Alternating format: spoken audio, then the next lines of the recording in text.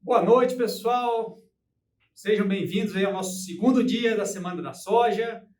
Hoje nós vamos falar sobre ecofisiologia.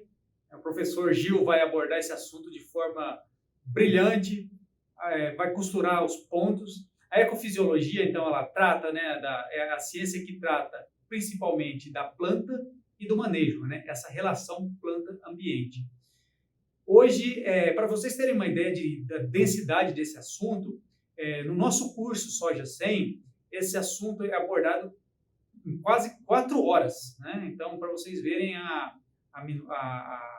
quão profundo, né, esse assunto é tratado. Aqui vocês vão ter uma ideia, né? A gente não vai conseguir, obviamente, por motivos de tempo, dissecar esse assunto, mas a gente vai trazer para vocês uma parte, né, que o professor vai comentar, para a gente continuar essa construção da planta. Ontem nós entendemos, né, um pouco sobre a fenologia. Hoje nós vamos entender a relação dessa planta, né, dessa planta que está se desenvolvendo com o ambiente.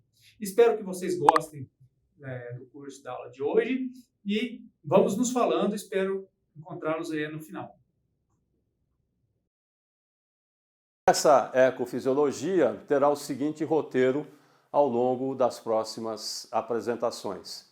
Depois de uma introdução, nós abordaremos a luz, fotossíntese e área foliar, seguido da temperatura, depois umidade, teremos um assunto mais amplo em fotoperíodo e fotoperiodismo e condições climáticas extremas. Então vamos começar essa ecofisiologia da soja com a parte introdutória, onde eu vou resgatar aqui a equação simples da fotossíntese, equação simples ou da reação de fotossíntese, reação essa que é responsável por toda e qualquer vida existente no nosso planeta. Então, como começa essa reação? Começa com o sequestro do gás carbono, do óxido de carbono presente na nossa atmosfera, pelos estômatos abertos das folhas de soja.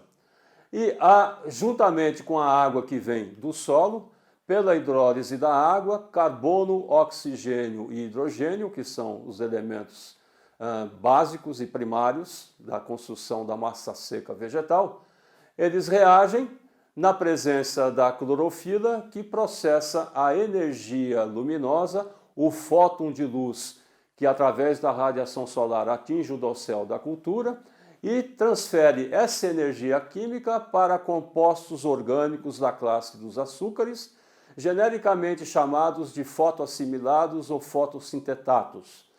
E essa molécula CH2O N vezes representa moléculas de carboidratos. E como resultante dessa reação de fixação de CO2 pela planta, em contrapartida a planta libera oxigênio para a atmosfera. Síntese durante a luz, fotossíntese. À noite, principalmente à noite, vai ocorrer a decomposição, ou melhor, a degradação, a quebra dessas macromoléculas de açúcar, no sentido de liberar a energia armazenada durante o dia para que essa energia atinja os pontos de crescimento da planta naquele momento da vida dela. Naqueles vários momentos da vida dela que nós observamos na aula anterior sobre fenologia da soja. Muito bem.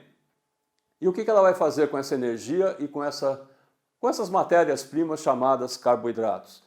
Ela vai construir novas estruturas vegetativas, como investir no crescimento da haste principal, no crescimento das ramificações dessa haste principal e na expansão das suas folhas, principalmente os trifólios. E aí ela constrói a sua arquitetura de parte aérea. Vai gastar energia ou utilizar essa energia no pegamento floral e na fixação de vagens na planta, sem nos esquecermos que lá nas raízes existe todo um processo de nodulação e fixação biológica de nitrogênio, que também demanda bastante carbono, bastante energia proveniente dessa atividade fotossintética. Até chegar naquilo que o produtor mais almeja, que todos nós que mexemos com a agricultura de soja almejamos, que é a produtividade agrícola. Lembrando que a nossa soja é uma espécie de fisiologia C3 e, portanto, fotorrespira bastante. Dentro da espécie, a variabilidade genética para a fotorrespiração, que é aquela perda de carbono que entra pelo estômago, uma parte deles retorna, mas depois consegue ser recuperado. Essa taxa de fotorrespiração em soja varia de 30% a 60% conforme a interação de cultivar com o ambiente. E depende não só do genótipo, mas também das condições de ambiente, especificamente da temperatura, dos níveis de temperatura que esse ambiente oferece.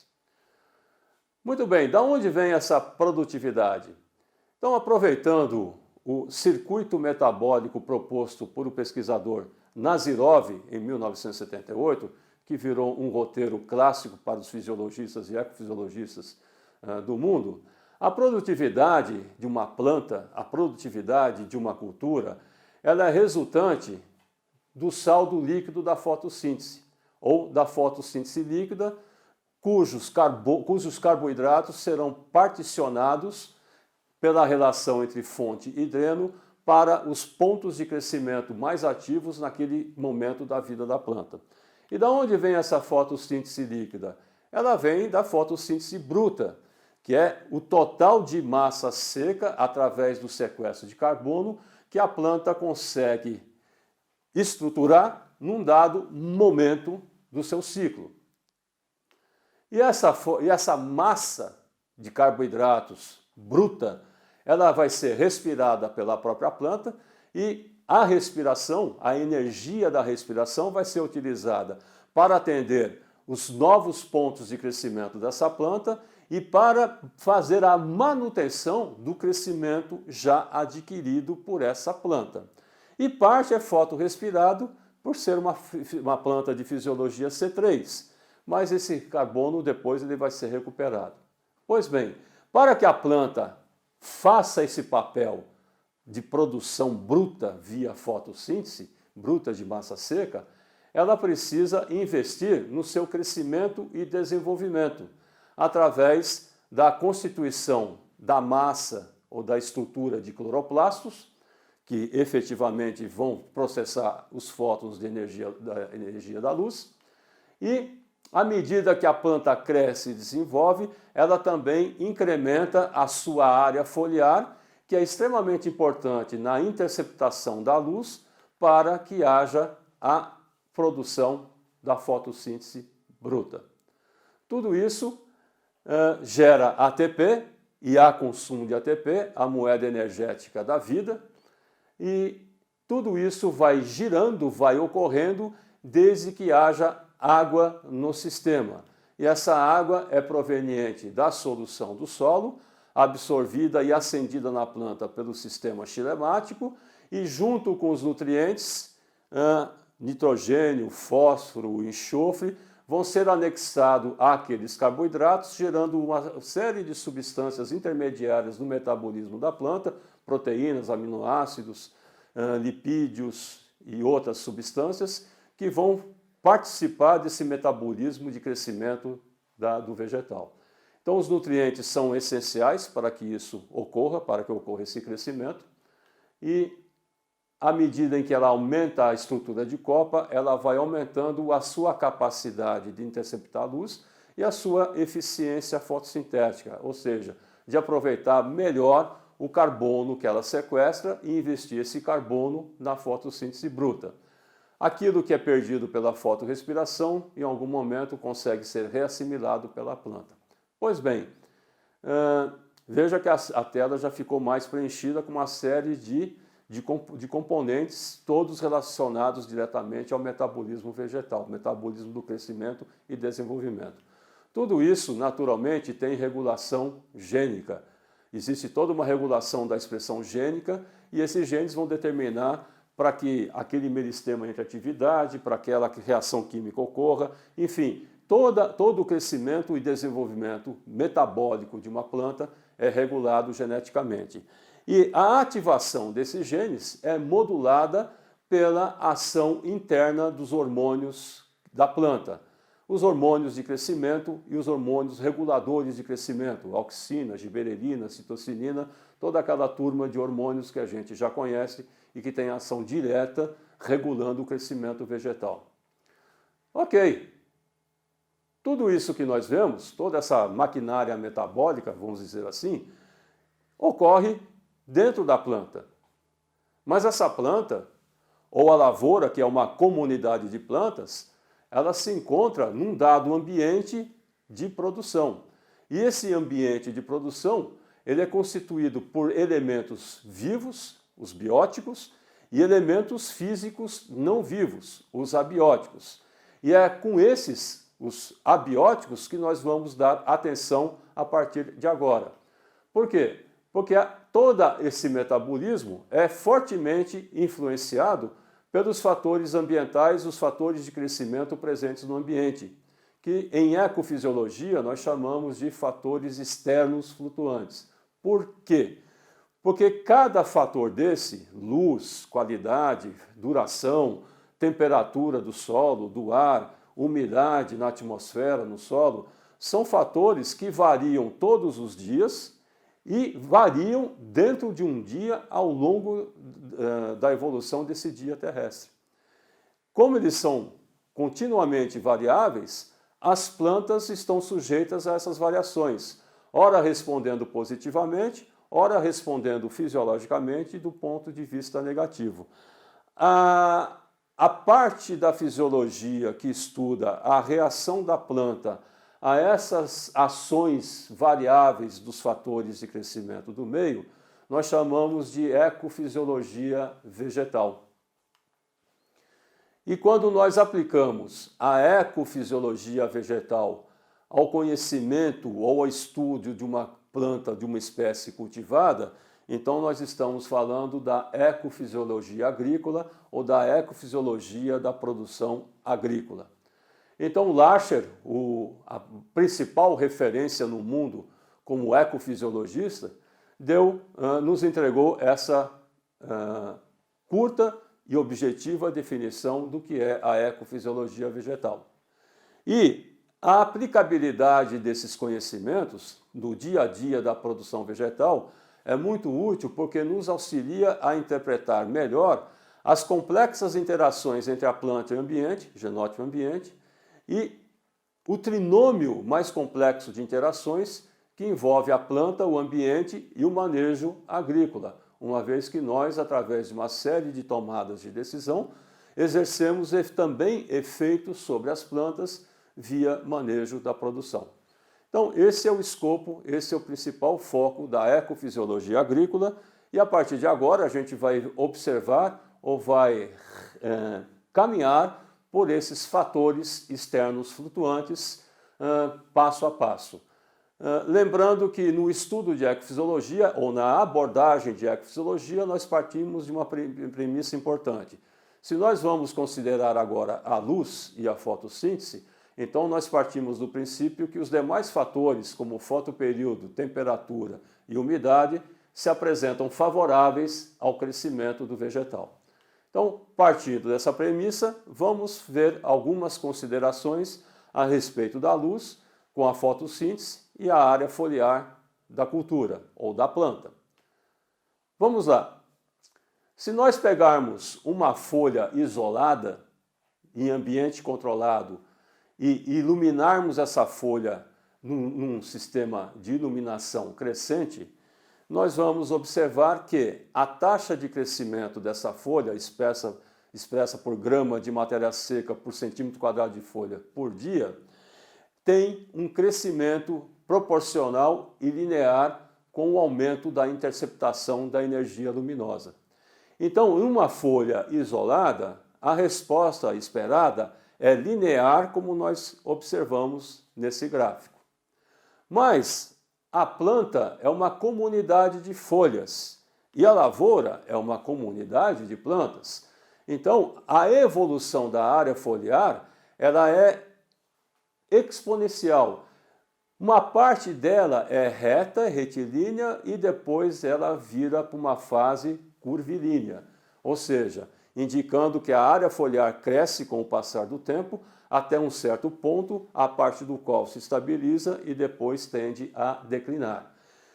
Mas a resposta é a mesma. À medida que a planta ou a lavoura vai aumentando a sua área foliar, ela vai interceptando cada vez mais a luz do sol e investindo essa energia luminosa na fotossíntese bruta, conforme a gente viu nos primeiros slides dessa aula de hoje. E agora nós vamos ver a correlação entre o índice de área foliar e a taxa de crescimento. A primeira, lembra? Era a taxa de crescimento com interceptação de luz, a segunda IAF com interceptação de luz e agora a IAF com taxa de crescimento. O que vocês esperam?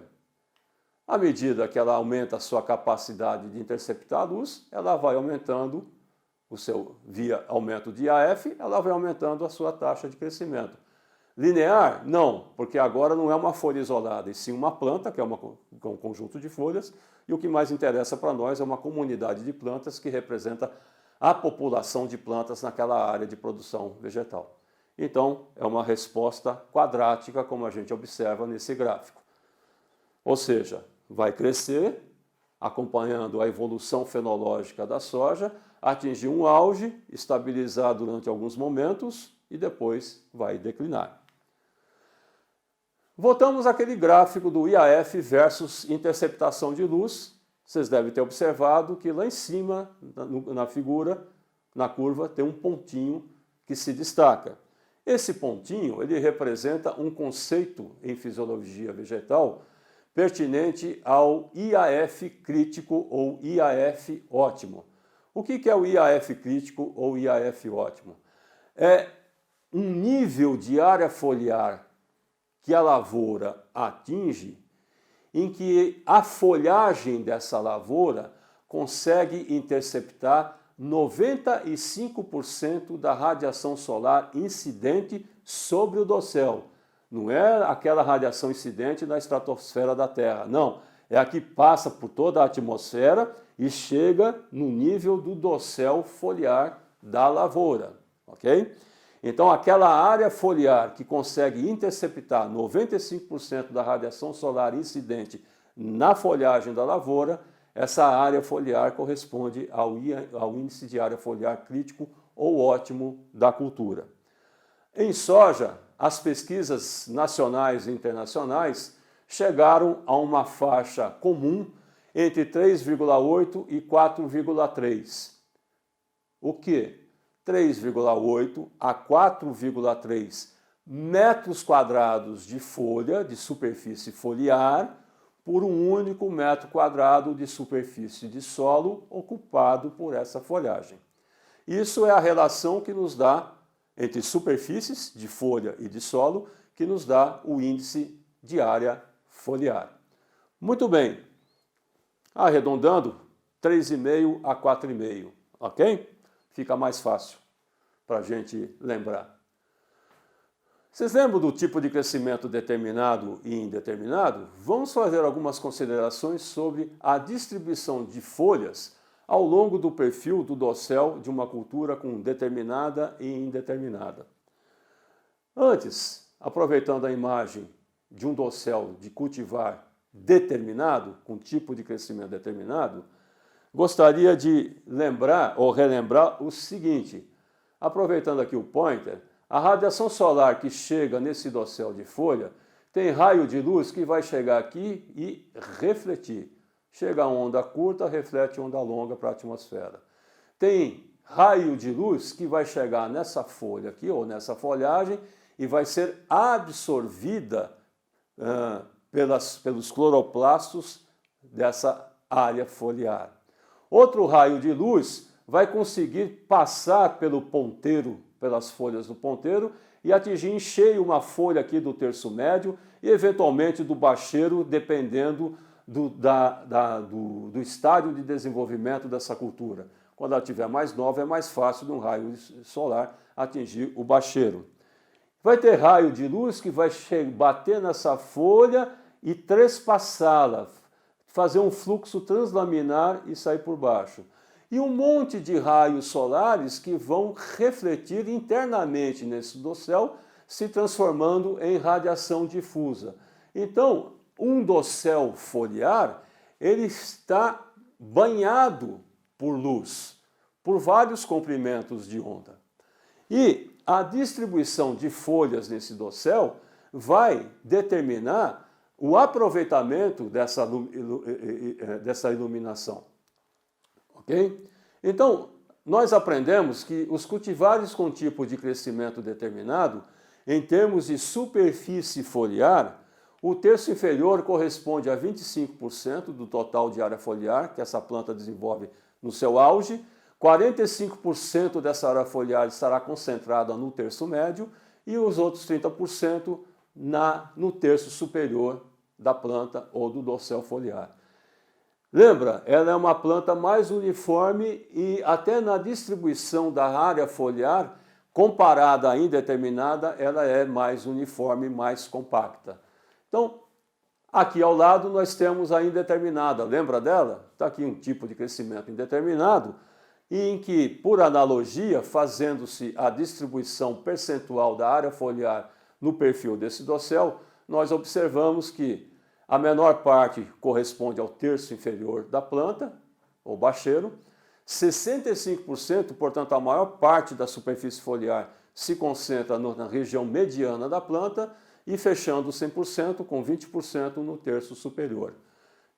Esses percentuais, repito, eles não representam um número de folhas, mas sim a superfície da área foliar por estrato de planta, terço inferior, mediano e superior. Então nós temos esse aproveitamento de luz pelos dosséis desses dois grupos de maturação.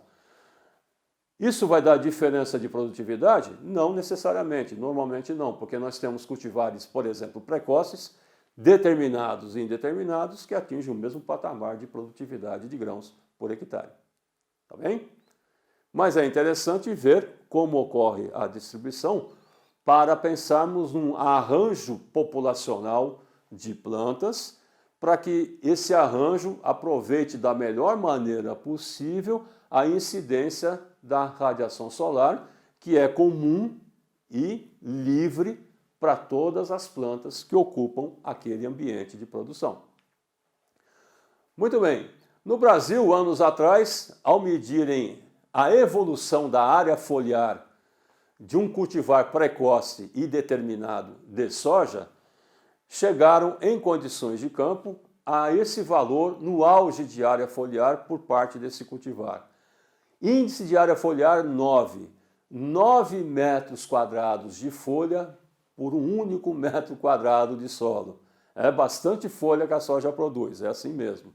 Hoje, os cultivares modernos que nós utilizamos todo ano nas nossas safras de soja, existem cultivares extremamente vigorosos e precoces, que engalham bem, que em determinadas situações chegam nesse valor.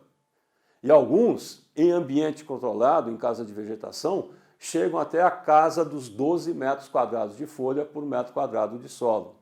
Ok? Então, 9 metros quadrados. Imagine um painel solar de uma superfície de 9 metros quadrados de área verde, na projeção de 1 metro quadrado de solo, mas uma projeção vertical de folhas, que corresponde ao dossel.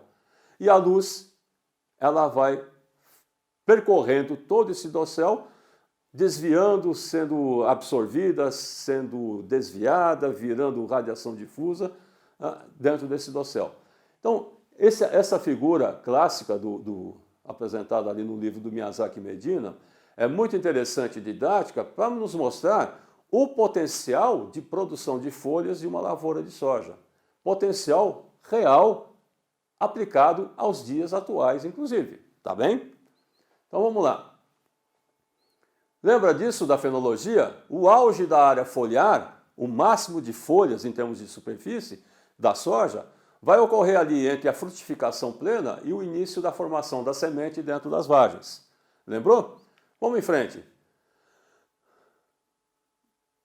Vou projetar agora nessa figura desse cultivar o índice de área foliar crítico. E aí está ele.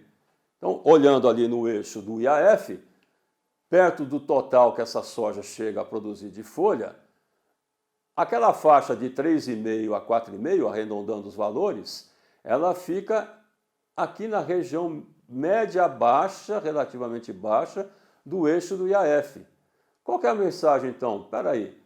Se a área foliar crítica, o IAF ótimo, é a área foliar que absorve 95% da radiação solar incidente e, consequentemente, está correlacionada à produtividade alta da cultura, por que eu preciso de uma soja que produza tanta folha?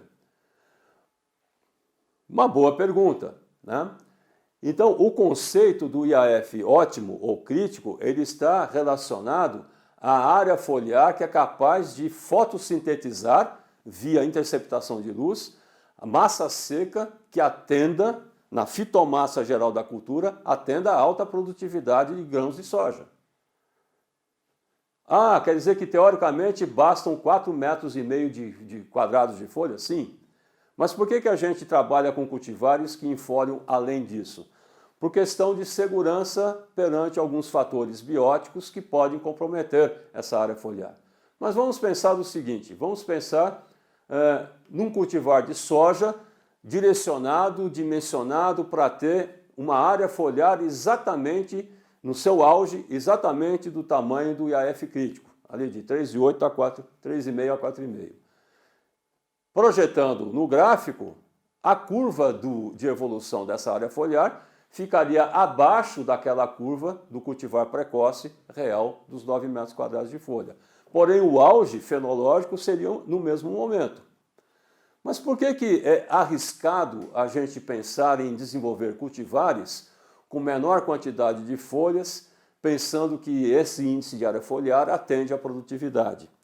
E eu esqueci de comentar, eu vou voltar aqui rapidinho, né? Porque está tempo ainda. É aqui. Não, um pouco antes. Por que apareceu a figurinha da flor? Porque o ideal no manejo de população de plantas e da produção da cultura, que a gente possibilite que a lavoura de soja atinja aquele índice de área foliar crítico ou ótimo às vésperas ou no início do florescimento, no início da fase reprodutiva. Por quê? Porque quanto mais cedo ela conseguir estabelecer esse índice de área foliar ótimo, mais cedo ela intercepta uma grande quantidade de energia luminosa que será convertida mais cedo em produtividade. Então a base de fitomassa seca, começando mais cedo, é uma base, é um alicerce melhor para sustentar, com a área foliar vindoura, sustentar a alta produtividade que será formada durante a fase reprodutiva da cultura. Ok? Então, eu voltei apenas para explicar o porquê que apareceu aquela florzinha.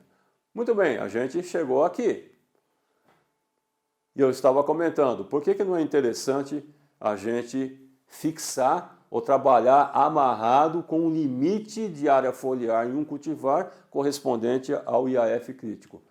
Por causa de coisas desse tipo. Ah, professor, mas essa é uma soja convencional. Sim, soja convencional ou soja RR, usadas, por exemplo, em área de refúgio, elas não têm a defesa do BT.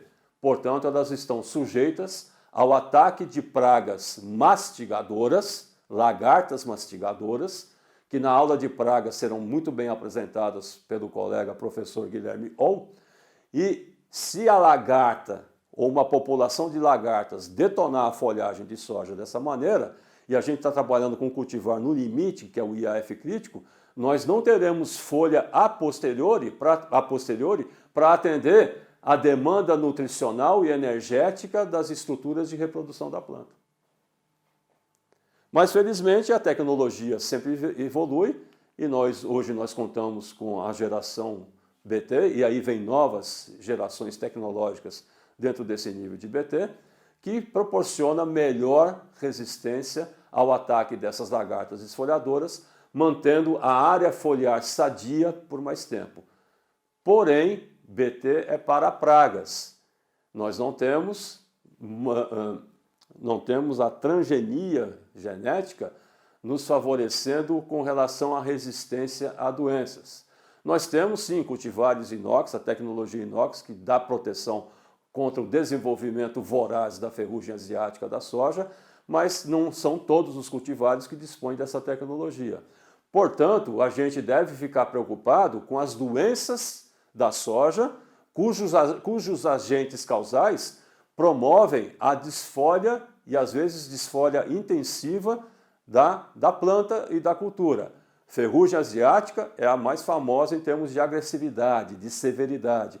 Mas nós temos a mancha foliar, as manchas foliares de septória, né, de cercóspora, que caracterizam as doenças de final de ciclo. E temos a mancha-alvo e uma série de outras manchas e doenças que podem comprometer seriamente a manutenção da área foliar pela lavoura. Então, é interessante que a gente maneje os cultivares e que o melhoramento desenvolva cultivares com índice de área foliar máximo acima do índice de área foliar ótimo ou crítico por essas razões, por esses riscos de natureza biótica que um ambiente de produção de soja está sujeito. Que fatores vocês acham que interferem com o índice de área foliar de uma lavoura? Vamos elencar aqui algumas classes de fatores. 1, 2, 3, já pensaram? Qual é o primeiro fator que lhes vem à cabeça? Na minha cabeça, o primeiro fator que vem é genético, cultivar. Lembra do triângulo da produção vegetal? Planta, ambiente, manejo? Eu vou elencar, de acordo com aquele triângulo, alguns fatores que podem e vão interferir com o desenvolvimento da área foliar da soja. Cultivar de soja, só pelo formato de folhas, lembra da primeira aula? Você tem folha lanceolada, mais estreita, você tem trifólio romboide, ovoide. Só pela área foliar, formato da folha, você já tem um diferencial de superfície foliar. Desculpe. Grupo de maturação. Um material precoce vai desenvolver uma área foliar, isso é óbvio, né? Menor que um material médio. Ou um super precoce versus um precoce. Então, à medida que ela tem mais tempo de vegetação, ela tem mais tempo para desenvolver a sua área foliar. Período juvenil curto versus período juvenil longo. O cultivar que tem juvenilidade longa tem mais tempo de vegetação, enfolha mais. E sim, isso só fatores inerentes à planta. Mas nós temos outros. Barra azul lá no triângulo é fator de manejo. Quando a gente escolhe uma data de semeadura, não é uma simples receita de bolo. E a gente vai ver isso ao longo da ecofisiologia da soja. Está implícito numa data de semeadura, a partir dali, uma ocorrência de eventos dos fatores climáticos, dos elementos de clima, variável dia após dia, né? De maneira que, conforme esses elementos evoluam, eles podem favorecer ou desfavorecer a expansão máxima daqueles trifólios, consequentemente interferindo com a expressão máxima de área foliar. Quando eu faço um arranjo espacial, quando eu decido por um espaçamento e por uma densidade de plantas na fileira, eu estou manejando a distribuição de folhas naquela área responsáveis pela interceptação da luz. Quando a gente faz manejo nutricional da cultura, né, inoculação para ter nitrogênio, elemento importante para o crescimento da área foliar, fósforo, ATP, micronutrientes, todos eles, direto ou indiretamente, estarão envolvidos no crescimento e na expressão da área foliar máxima. Então, a deficiência nutricional de um elemento desses vai ter impacto negativo sobre a formação e expansão da folhagem. Bom, só tem manejo aí? Não, tem ambiente. Inimigos naturais esfoliadores. No slide anterior eu já fiz menção a isso, né? Que mais? Voltamos para o manejo. Olha só como as ações de manejo são muito importantes sobre o desenvolvimento da cultura e a expressão da área foliar, que é o assunto que nós estamos abordando no momento. Manejo químico da cultura. Vem ali, planta daninha, vou ter que aplicar um herbicida. Vem ali uma praga, vou ter que usar um inseticida. Um fungo, vou ter que usar um fungicida. Pois bem, dependendo do momento da dose, do momento térmico do dia, da composição química daquela molécula ou daquela solução, ao aplicar, ao pulverizar sobre a folhagem, alguns cultivares poderão reagir negativamente à ação daqueles elementos defensivos, podendo ocorrer bronzeamento de folha, alguma queimadura. Isso tem muito a ver com o momento da aplicação, as condições térmicas e hídricas da aplicação e a sensibilidade genética do cultivar, eventualmente a uma ou outra molécula química. Isso a gente observa safra após safra, que às vezes, dependendo das condições, uma simples pulverização foliar pode causar alguma descoloração, alguma perda de superfície de folha fotossintetizante. Além de a gente ficar aqui, se a gente pudesse estar presencialmente conversando, com certeza cada um ia levantar um ponto interessante, né? É só a gente parar para pensar que a gente consegue encontrar pontos, fatores interessantes que podem interferir positivamente ou negativamente com o desenvolvimento foliar de uma cultura. Olá pessoal, gostaram da aula de hoje? Espero que sim. Pessoal, eu só queria falar com vocês que, como eu comentei no início, esse assunto é bastante amplo, né? E se a gente fosse falar dele se fosse abordar ele de uma forma integral, levaria muito tempo. Como vocês viram que eu falei no início, essa aula ela foi tirada, é um trecho, né, do nosso curso Soja 100. Tanto a aula de hoje, como as aulas que nós abordamos ontem e que nós abordaremos nos 2 dias, né, amanhã e depois. Esse curso, pessoal, ele é um curso que é ministrado por grandes especialistas na cultura da soja. Ele é um curso totalmente online.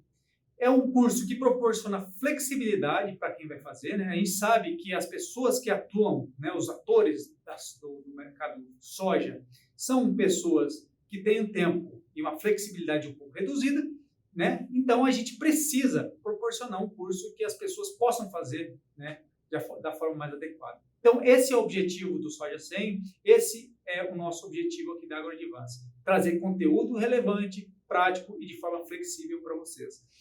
Espero que vocês tenham gostado. Amanhã a gente vai estar aqui de novo, trazendo mais assunto para vocês. Amanhã a gente vai falar da instalação da lavoura da soja. Agora vocês entenderam um pouco sobre a planta, vocês entenderam um pouco da interação dessa planta com o ambiente e agora nós vamos para o manejo. Aí, pessoal, agora é o manejo, né, que vocês lá na ponta têm que estar bem por dentro. Então amanhã a gente vai falar um pouco sobre preparo da área, correção e um pouco também sobre plantabilidade. Espero que vocês gostem. Estamos aqui amanhã. Espero ver todos vocês aqui de novo, hein, pessoal? Não esqueça, então, de dar o joinha no dia de hoje e comente aí pra gente. Até amanhã. Um forte abraço. Bom descanso a todos.